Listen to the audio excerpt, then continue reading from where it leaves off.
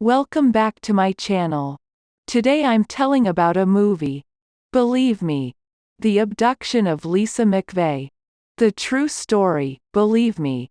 The Lisa McVey story. On the night she plans on taking her own life, a 17-year-old girl is kidnapped and finds herself fighting to stay alive.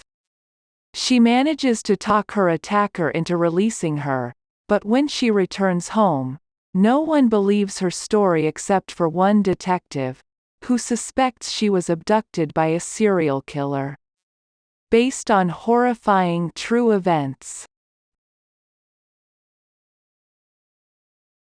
The movie starts with a 17-year-old Lisa McVey lives with her neglectful grandmother and her grandmother's boyfriend, Morris, in Tampa Bay, Florida.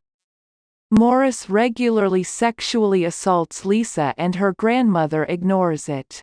One night on her way home from work, Lisa is kidnapped by Bobby Joe Long.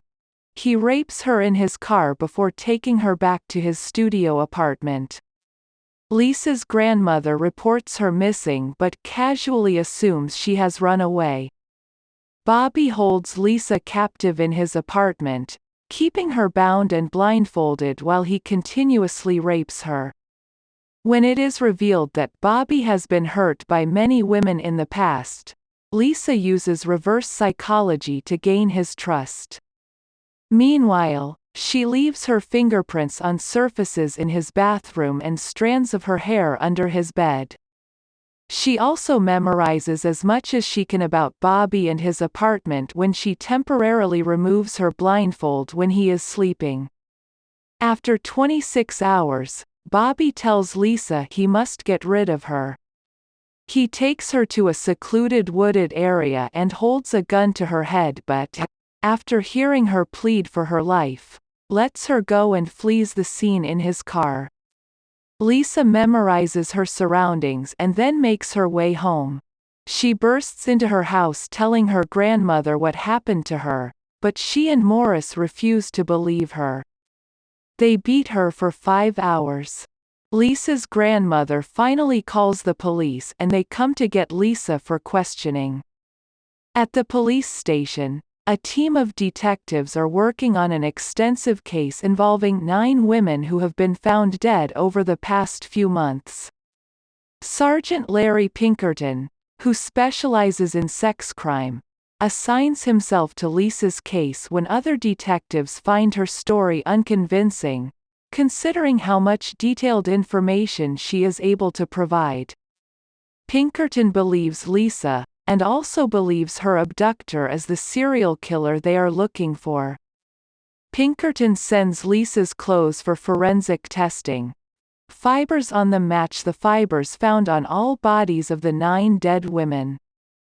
Pinkerton and Lisa grow closer over time. She also confides in him about what is happening at home, and Morris is later arrested. Pinkerton removes Lisa from her grandmother's home and puts her in protective housing for young adults. Over the next few days, Lisa takes Pinkerton through her ordeal, starting in the parking lot where she was abducted and recalling the turns she remembers Bobby making on the drive to his apartment. Not long after, she discovers the tree where she was left and the police set up a 2-mile radius search. Pinkerton's deputy searches the area and spots a car similar to the one Lisa described Bobby driving. He manages to take a photograph of Bobby, allowing Lisa to positively ID him. Forensics later search his apartment and find all forensic evidence Lisa left behind. On November 16, 1984, Bobby is arrested outside a movie theater. Lisa is applauded for her bravery and ability to help with the case. Pinkerton offers Lisa a place at his house but she politely declines, and goes to live with her Aunt Carol and Uncle Jim. She tells Pinkerton he hasn't seen the last of her and the two share an emotional goodbye before she drives away. It is revealed that Lisa lived happily with her aunt, uncle and sister Lori for many years, before growing up to become a deputy sergeant in sex crimes, working to protect young people from situations similar to hers. Bobby Joe Long was eventually executed in prison via lethal injection in 2019. If you find this video useful, then subscribe and share to your friends and press the bell button. Thanks for watching.